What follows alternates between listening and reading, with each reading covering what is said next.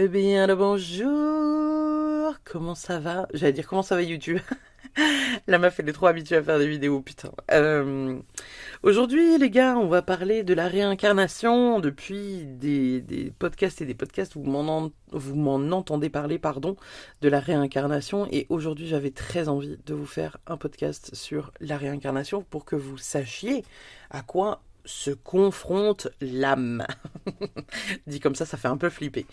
Alors évidemment, pour certains, cette croyance, elle va totalement, complètement et totalement au-delà de ce qui est entendable, mais pour d'autres, et dans beaucoup de cultures, notamment les cultures un peu hindouistes, certaines cultures de mémoire, parce qu'il n'y a pas que les Indiens de mémoire, il y a l'Asie aussi qui est dans cette culture-là. Les cultures hindouistes et bouddhistes, du coup, sont dans des cultures où il y a une réincarnation. Et du coup, il y a l'explication d'une âme qui incarne un corps, etc., etc. C'est quelque chose qu'on n'a pas réellement ni en Europe, ni en France, ni même un peu ailleurs dans des religions comme par exemple le christianisme et toutes les autres religions, parce que je crois que l'hindouisme et le bouddhisme, c'est les seuls. Alors, je les connais pas toutes, hein, évidemment, il y en a, parce qu'il y en a quand même plus que les trois quatre dont on entend toujours parler. Mais c'est déjà une bonne piste, parce qu'il y a quand même des humains qui croient en ça. Il y a beaucoup de gens pour qui, quand t'es mort, t'es mort. C'est-à-dire que tu as une seule incarnation, il n'y a pas d'histoire d'âme, il n'y a pas d'histoire de réincarnation, il n'y a pas d'histoire d'apprendre ou de trucs ou de machin ou de bidule. Voilà. J'ai envie de vous dire, ça pourrait être quelque chose d'entendable pour moi, cependant, il y a tellement de choses qui ont été mises sur le tapis avec des enfants qui se souviennent d'une vie antérieure que je ne pourrais plus croire en le fait que il n'y a rien d'autre et qu'on n'a qu'une seule incarnation. Je ne sais pas si vous avez déjà vu des vidéos, parce que je crois qu'il y a des vidéos, il y a beaucoup de vidéos, que ce soit sur Netflix ou que ce soit sur YouTube, dans lesquelles il y a des enfants qui se souviennent précisément de leur vie antérieure. Et je me souviens être tombée il n'y a pas si longtemps sur un reportage où un petit garçon, qui avait 3 4 ans, je crois, 5 tout au plus, qui expliquait à sa mère que il vivait avant dans le même village, ou dans tel village, et en gros il a dit c'est machin qui m'a tué, mon corps est enterré à tel endroit, et je vais aller te montrer ma maison. Et je crois que c'était l'arrière-grand-père ou quelque chose comme ça de la femme. Et donc en fait son arrière-grand-père s'était réincarné en tant que son enfant dans cette vie-là. Le gamin les a conduits dans le village, il a montré la maison, la maman était super étonnée parce qu'elle se disait purée mais il vient de me montrer la maison de mon grand-père. Et en fait, le gamin expliquait que c'était tel voisin qui l'avait tué et il l'avait tué de telle manière et il était enterré à tel endroit. Comment un enfant de 3 ans peut être au courant de ces choses-là? Il y a des choses que je n'ai pas vues à la télé mais que j'ai entendues autour de moi avec voilà, des incarnations similaires où les enfants parlent, parce qu'en fait il faut savoir que jusqu'à leurs 8 ans, les enfants ont la possibilité de se connecter à ça et se connecter à leur vie antérieure et parler de leur vie antérieure en disant bah non, moi dans une vie, ma vie d'avant je faisais ça, ça, ça, ça, ça, ou dans ma vie d'avant ma maman elle était comme ça, comme ça, comme ça, ou dans ma vie d'avant j'étais la maman d'un petit garçon qui s'appelait comme ça. Et en fait si vous voulez c'est des choses où c'est difficile à croire, vraiment on a de la difficulté quand quelqu'un nous dit ça. Et moi, j'ai été très touchée de voir la fille d'une amie lui expliquer qu'en fait, avant, elle était dans le ciel et qu'elle voyait sa maman en bas sur terre, et puis qu'en fait, elle a décidé de s'incarner à ses côtés parce qu'elle l'a trouvée jolie et qu'elle lui a dit que elle aurait énormément de choses à apprendre à côté d'elle. Et elle lui a dit que sa maman précédente n'était pas aussi gentille ni aussi jolie. Et du coup, c'est drôle parce que une petite fille qui a 5 ans qui te dit ça, elle l'invente pas, elle le sort pas, voyez, elle le sort pas de nulle part. Ils ont pas, les enfants ont de l'imaginaire à ce moment-là, mais ils ont pas un imaginaire qui peut être aussi précis que ça. Et c'est pour ça que c'est assez fou. Alors pour ceux qui n'ont pas encore compris le principe de la réincarnation, du coup je vais essayer de vous faire ça bien pour vous expliquer un peu comment ça se passe. C'est-à-dire que par exemple on va prendre une échelle qui va de 0 à 10. en partant du principe que 0 c'est votre première incarnation et que 10 c'est votre incarnation actuelle. Vous avez du coup une âme. Donc pour ceux qui n'ont pas regardé Soul, je vous invite à aller voir Soul de Pixar sur Disney+, parce que je pense qu'il est accessible sur Disney+, parce que ça résume plus ou moins bien le concept de l'âme et du coup de la réincarnation. Lorsque du coup notre âme arrive sur Terre pour la première fois, elle s'incarne dans un premier corps, dans une première partie du monde, avec un langage précis, avec des choses bien spécifiques à elle, pardon. Et du coup, lorsque plus tard on se connecte à ça et à notre première incarnation, on a la possibilité de retrouver ce qu'on appelle le langage de l'âme, qui est du coup le premier langage que notre âme a parlé. Alors, on va partir du principe, parce que là on va partir peut-être un peu loin dans le truc de réincarnation. Moi je pars du principe qu'il existe plusieurs possibilités, plusieurs incarnations, et qui ne sont pas que terrestres. C'est bon pour vous? Vous avez digéré, avalé ce que je suis en train de vous dire?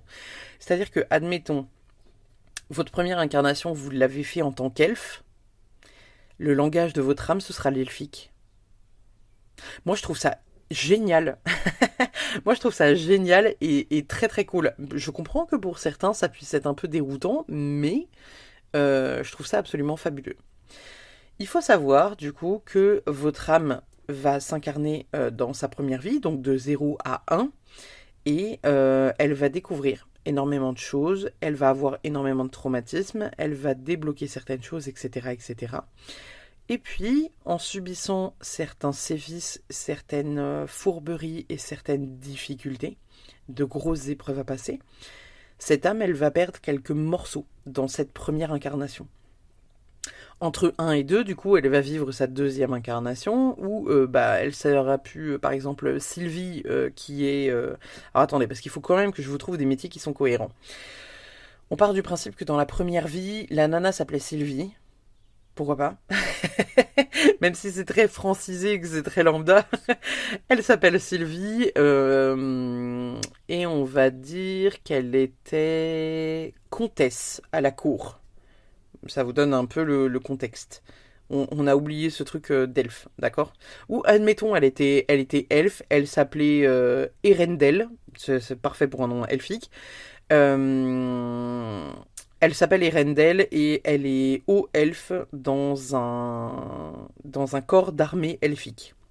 Voilà, ça vous pose les bases. Deuxième incarnation, du coup, on est sur Sylvie. On va reprendre Sylvie du départ. Et Sylvie, elle est comtesse à la cour. Dans cette troisième incarnation, notre âme ne sera plus une âme féminine, ce sera une âme masculine, et elle s'appellera Vladimir, et elle sera russe ou autrichienne, pourquoi pas. Et au fur et à mesure, votre âme, elle va s'incarner dans une vie, une deuxième, une troisième, une quatrième. Des fois, il y en a qui en ont des centaines, parce que ça peut vraiment se compter en centaines d'âmes. On dit souvent qu'à partir de 12 ou 13, on est une vieille âme. C'est pas parce que vous êtes une vieille âme que vous êtes plus sage. C'est pas parce que vous êtes une vieille âme que vous avez appris plus de trucs. Et retenu plus de trucs, parce qu'il y en a vraiment, ils s'incarnent mais ils glandent pas grand chose, donc ils apprennent pas grand chose non plus. Mais dites-vous que dans chaque incarnation, il va y avoir un apprentissage, il va y avoir des traumas. Donc vous allez perdre dans chaque vie des petits bouts d'âme que la vie d'après va réussir soit à recoller, soit à réparer. Et vous allez aussi accumuler du karma en positif ou en négatif. Pour ceux qui n'ont pas été écouter le podcast sur le karma, je vous invite de suite à aller tendre l'oreille par là-bas pour savoir de quoi je parle. Mais voilà, dites-vous que sur une échelle de 0 à 10, vous avez vécu 9 vies, vous êtes en train de vivre la 10e, et que vous avez autant incarné un homme qu'une femme, et que vous avez fait à peu près tous les métiers de la terre, entre guillemets, ou vous avez fait des métiers bien spécifiques. qui fait que vous allez avoir une énergie qui va être plus féminine ou plus masculine. Si vous avez envie d'aller écouter le podcast sur les LGBT et les transgenres, allez l'écouter parce que c'est vraiment très cool de pouvoir comprendre ce système-là au niveau des incarnations, puisqu'on est femme ou homme dans cette incarnation-là, mais notre âme, elle, n'a pas de genre, elle n'a pas de sexe, elle n'est pas définie par quelque chose qu'on a entre les jambes. C'est vraiment important de comprendre qu'au niveau de la réincarnation, l'âme se réincarne quoi qu'il arrive tant qu'elle a quelque chose à apprendre. On part du principe que on vit des choses pour réussir à comprendre d'une manière générale la vie. Lorsque on estime que votre âme n'a plus rien à apprendre parce que vous avez acquis une certaine sagesse, eh bien, ça vous permet de monter en vibration et potentiellement d'être votre dernière incarnation puisque vous n'aurez plus rien à apprendre.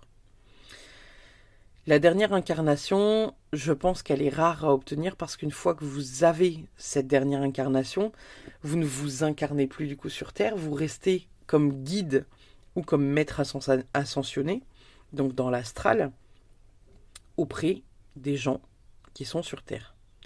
On vous donne du coup un humain ou deux ou trois ou plusieurs à encadrer en tant qu'ange gardien, entre guillemets, et vous allez les aider à passer les épreuves que vous avez potentiellement déjà vécues. La réincarnation, pour beaucoup de gens, c'est lunaire, parce que forcément, expliquer que tu as été ci ou ça ou ça ou ça dans une vie antérieure, pour beaucoup de gens, c'est waouh, tu pars trop loin, t'es perché, faut que t'arrêtes l'alcool, ou elle était bonne la weed. Mais il y a vraiment un truc très intéressant à venir comprendre dans la réincarnation, et vous allez réussir à comprendre de quoi je parle, c'est que vous avez la possibilité de vous connecter à vos vies antérieures, que ce soit par la méditation ou en faisant appel à des thérapeutes, parce que un chaman va pouvoir aller vous dire qu'est-ce que vous étiez dans une vie antérieure. Mais il y a un truc très très très très très très simple pour le savoir, c'est simplement de se connecter à soi et de se connecter à son cœur. Lorsque vous parlez par exemple d'aller visiter un pays, ou que vous aimeriez visiter un pays, est-ce qu'il y a des pays ou des groupes de pays qui sont similaires entre eux? J'entends par là que par exemple, je sais pas, je vais essayer de vous faire un débrief. C'est un peu condensé et un peu voilà borderline, mais vous allez comprendre.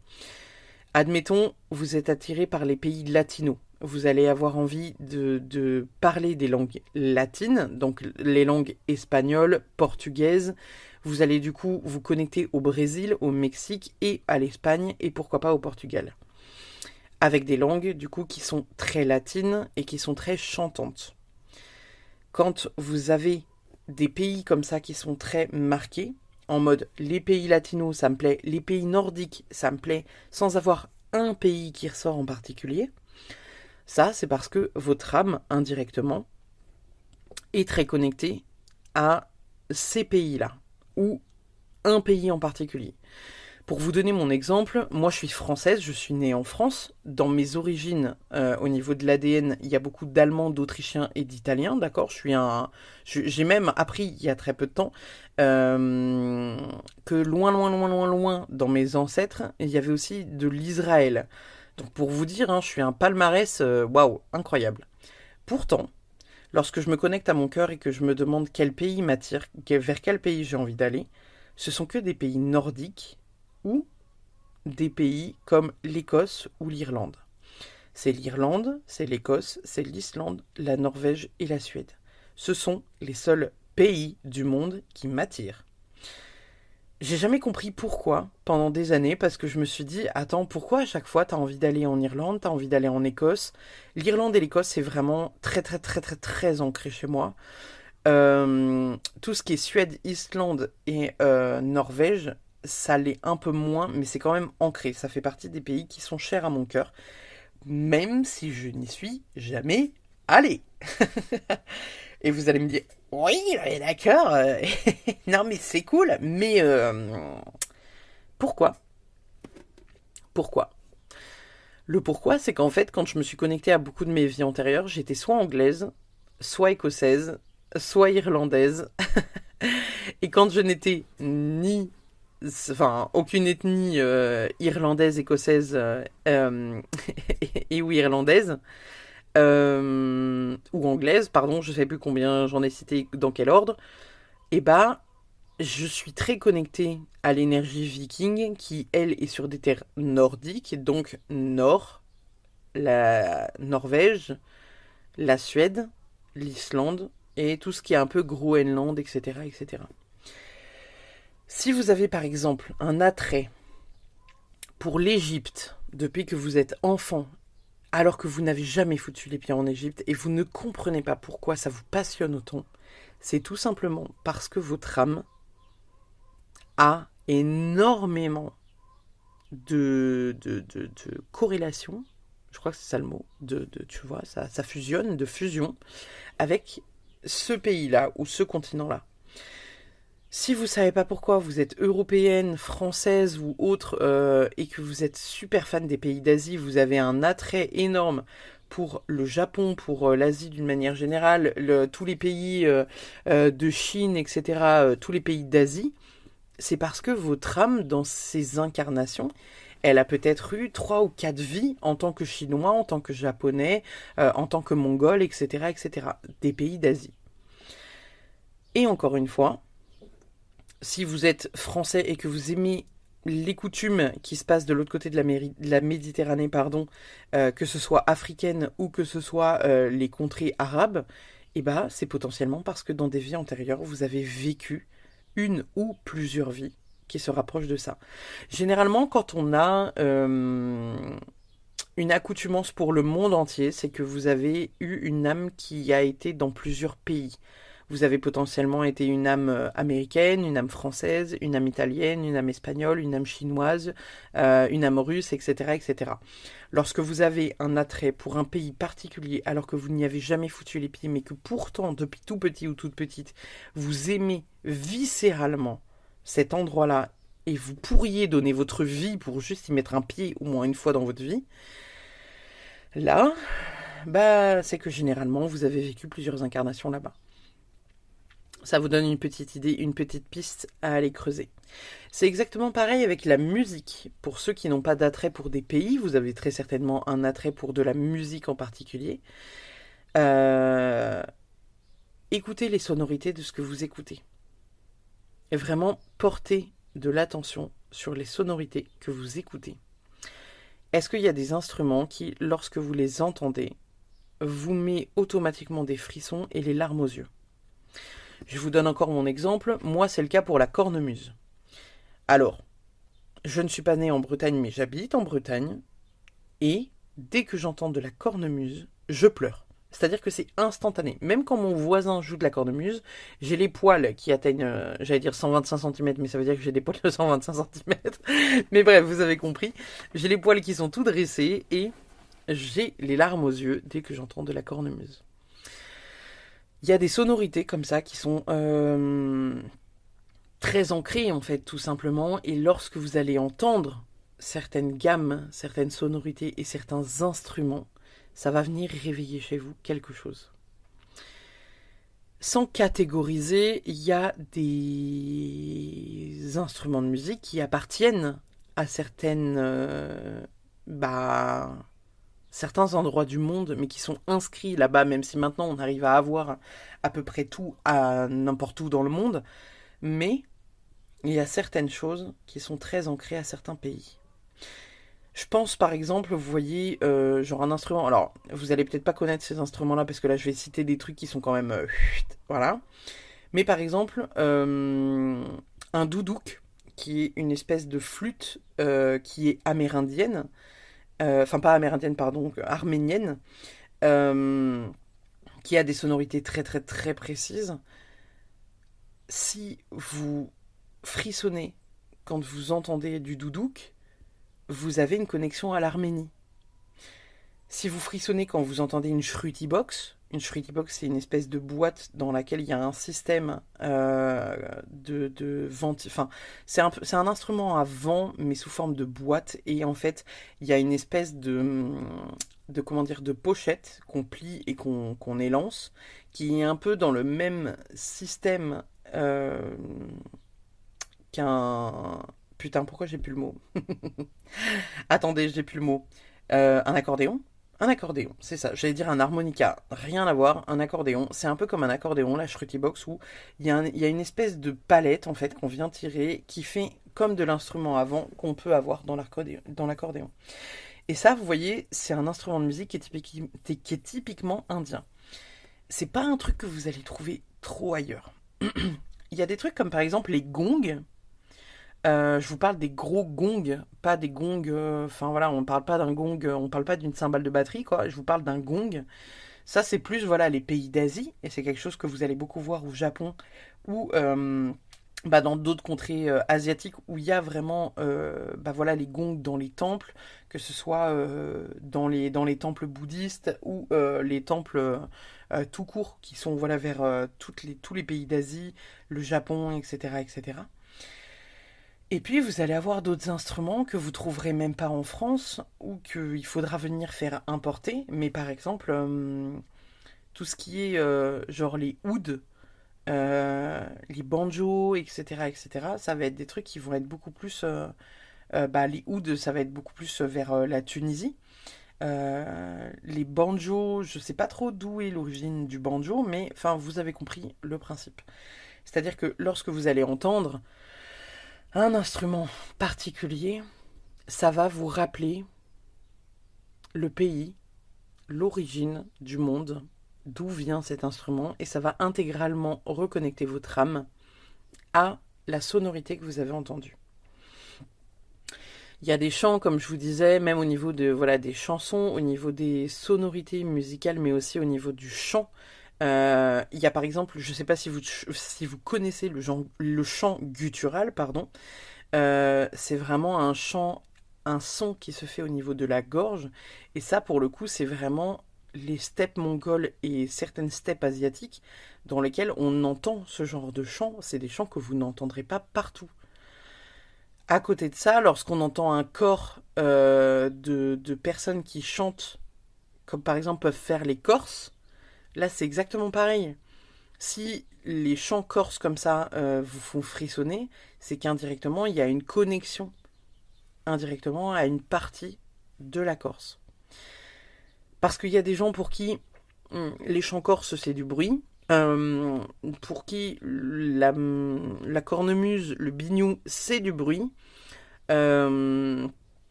Il y a des gens qui adorent la musique indienne, il y a des gens qui adorent, vous savez, la musique Toulouk Toulouk. Cette chanson-là, il y a des gens qui l'adorent, mais c'est parce qu'ils ont des connexions dans leur vie antérieure au monde un peu hindouiste, etc., etc. Parce que c'est pareil, la musique indienne, pour peu de gens, elle est tolérable, hein. Il y a énormément de gens qui détestent la musique indienne parce que pour eux, c'est du bruit, ce n'est même pas de la musique, c'est du bruit. Pourtant, vous trouverez toujours quelqu'un qui adore la musique indienne, qui adore les sonorités indiennes, qui adore cet esprit-là, et indirectement, ils adorent parce que ça leur rappelle une vie antérieure dans laquelle ils consommaient cette musique-là. C'est un peu comme la bouffe aussi. Il y a certaines choses que vous allez manger, vous ne savez pas pourquoi vous la mangez, mais vous adorez ça. Et c'est notamment aussi par rapport aux épices. Si vous êtes quelqu'un qui est totalement européen, qui a jamais mangé épicé de sa vie, et qui quand il découvre les épices, vous foutez du tabasco dans tout, c'est pareil. Indirectement, il y a une connexion à certains pays. Alors après, ça dépend de comment vous faites les choses. Parce qu'il y a certains pays, comme par exemple l'Inde et tous les pays arabes, dans lesquels on utilise beaucoup d'épices. En Inde, ça va être plutôt épicé. Ça peut être épicé aussi dans les pays arabes, mais c'est pas...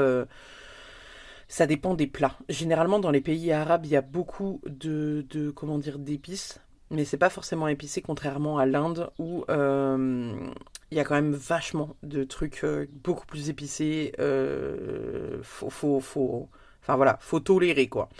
Donc après, C'est des petits trucs comme ça que vous allez pouvoir aller chercher pour savoir quels sont vos propres goûts à vous et ce vers quoi ça vous amène. Que ce soit donc au niveau de la musique, au niveau des pays qui vous animent, et par exemple aussi au niveau de la bouffe, s'il y a des choses que vraiment vous avez la sensation à chaque fois que vous en mangez de vraiment avoir une passion pour ce truc-là. Évidemment, tout ne rentre pas en compte dans la bouffe. C'est aussi une histoire de goût, et voilà, t'as compris, mais ça peut être une piste pour certaines choses. La réincarnation, du coup, c'est quelque chose qui pour moi est une évidence. Pour d'autres, et peut-être après ce podcast, ça le sera aussi, mais pour d'autres, ça ne le sera pas, et vous trouverez ce podcast totalement perché. Il n'y a pas de souci, j'accepte. Mais il y a vraiment pour moi des choses auxquelles il faut se connecter parce que c'est important de le faire. J'explique dans un de mes articles sur mon blog, et j'en ai d'ailleurs parlé dans le podcast sur le karma, donc que vous pouvez toujours aller consulter, que ces anciennes vies nous amènent du coup du karma positif ou négatif et qu'on est là soit pour le réparer parce qu'on a fait du mal dans une vie antérieure, soit pour le guérir parce qu'on nous a fait du mal dans cette vie-là ou dans une vie antérieure. Généralement, sachez que vous ne faites rien par hasard. Le métier que vous faites, la manière dont vous allez élever vos enfants et tout un tas d'autres trucs dans votre vie sont là parce que vous réparez les bêtises du passé ou vous guérissez les choses du passé. Je vais arrêter ce podcast sur la réincarnation ici parce qu'on a fait à peu près le tour. Je pourrais encore en parler pendant des heures et on n'a pas 10 000 heures d'écoute devant nous. Parce que d'ailleurs ma carte SD n'a pas une capacité de 10 000 heures. Mais j'étais ravie de vous faire ce podcast sur la réincarnation. J'espère que ça vous a plu. Et puis, comme d'habitude, je termine ce podcast en vous disant que je suis responsable de ce que je dis. Je ne suis pas responsable de ce que vous comprenez. Je vous fais des bisous et je vous dis à une prochaine. Salut!